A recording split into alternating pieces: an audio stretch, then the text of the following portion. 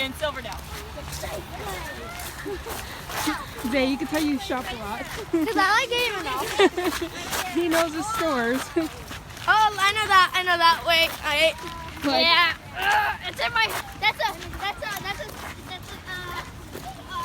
country. Yeah. Stinger plant. And I have one. Bro, this one's sticker bush. Yeah. sticker bush. When you're hiking, they get stuck to your pants and they actually get stuck. And then they poke your leg. No, they sticker bushes. They get while you're walking. They could get stuck on your pants. Yeah, but don't they go through your pants and then they poke my leg. No, they're not. Yeah, they are. Use a pocket knife and cut it off. Use the pocket knife. Oh, I've had these eggs on my leg. Oh, have you had those eggs on your legs? Okay, so gather around here, you guys. What eggs? Come closer. So everybody's going to be able to get closer and see. Gather around, you guys. Just like Mr. Sullivan said, shorter in the front, please. If you're tall, could you take a step back? Yeah. And if you're shorter, could you come up front? I'm shorter. You guys know who you are. Okay, so this is a picture of where Clear Creek used to flow out into what creek? What body of water does Clear Creek flow into? Pacific Ocean. Before the Pacific Ocean. Liberty Bay? There's a body, not Liberty Bay. There's a body of water that Hopjacks is right up. You know where Hopjacks restaurant is? I know it. And Waterfront Park, the Tracyton Boat Ramp. Puget Red Sound. Island Lake. It's No. part of Puget Sound. It is part of Puget Seaback? Sound. Not Seaback. I lived there too. Dyes. Inlet. Inlet. Dyes Inlet. So Clear Creek flows out into Dyes Inlet. So this is a picture of what it used to look like where Clear Creek flows into Dyes Inlet. So if you are a salmon, an adult salmon, and you're swimming upstream, you've got to go up these two pipes. They're called culverts. They're 6 feet wide. So, sir, are you about 6 feet tall? Almost. Ish. Okay. So maybe a little bit taller than this gentleman here. Thank you for being an example. So that's how wide they are. So if we have 2 of those, how much is that? 2 6-foot wide culverts. How much space is that? 12 feet. 12 feet. That's right. So basically, salmon had 12 feet to swim upstream. So these are these pipes at low tide because Dyes Inlet is a tidally influenced water body. So this is when the tide is low. Do you think salmon could get up here easily, or would it be kind of hard? Kind of hard, right? So at low tide, it was very difficult for salmon to get upstream. The other thing that happens here is as the water's flowing out, especially on heavy rains, when it's low tide, there's a lot of water coming through here. And when there's a lot of water coming through a pipe and then it hits dirt right down below the pipe, what could that do to the dirt? Makes mud. Makes mud, and then does that dirt stay flat? No. What happens to it? Rises. It rises, it kind of gets churned up into the water, and then does there kind of a hole? Could there kind of a hole be dug there by that water flowing out of there? So not only is this shallow in the water here, but salmon, it's deep also. So it makes it harder for the salmon to get up into that. They have to, how do you think they're going to get up into that culvert? They got to jump, right? So they can jump. Salmon are good jumpers. That's my timer going on. Salmon are good jumpers, but it takes a lot of energy.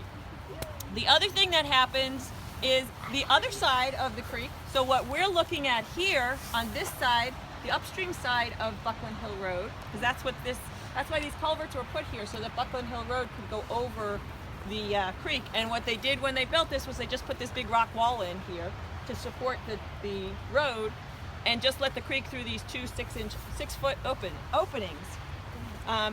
And then on the other side, where the stream starts to go through these pipes, is this estuary area.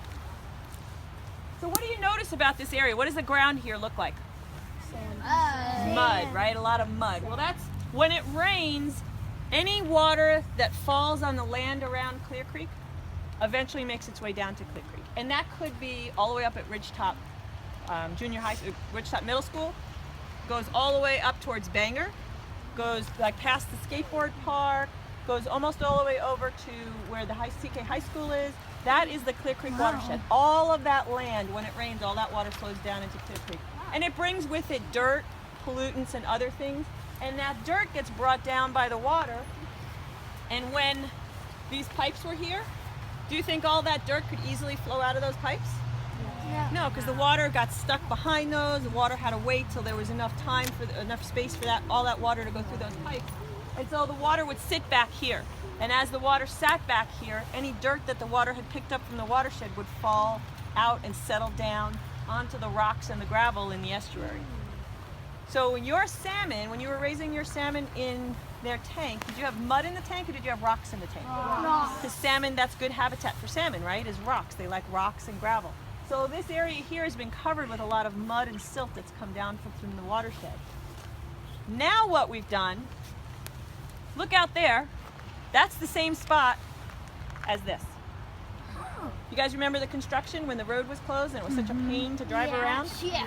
That was because they were taking out these pipes and they were taking out all this rock wall and building that new bridge. So now instead of the salmon having 12 feet to get into the stream, They have a wider. that bridge is 240 feet long. The other thing that we've noticed is the rocks, or the rocks that were here, the gravel that has been buried by all this mud. Well, as the stream is flowing down, it's picking up that mud, and now there's no culverts to block. Now that mud can get out into Dye's Inlet, and that's flowing out there, and they're starting to see more rock and gravel show in the estuary here. So showing that things are working the way nature intended. The other thing that happens is there's lots of nutrients out in salt water that aren't in fresh water. By opening up this blockage here, these culverts, now that exchange can happen where the nutrients from the salt water can come up into the estuary and up into the stream, and whatever needs to come down from the stream can happen as well. So we have this nutrient exchange that happens. That's a really important piece as well. So we talked about how it's really hard for the salmon to, they have to jump up into that culvert. The other thing is we talked about all that silt coming down and being in the water, and when the silt is in the water, the little particles of dirt, they're suspended in the water and they're all moving around in the water. And how do your salmon breathe? That's okay.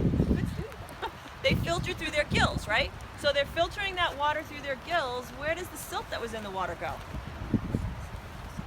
If you're filtering something like with a colander or something, doesn't the stuff stick in there? Dirt would stick in there. Well, the dirt would stick in their gills too. And then if their gills get clogged, what happens? They have a hard time breathing. So this is what we're going to try and do. First thing we're going to do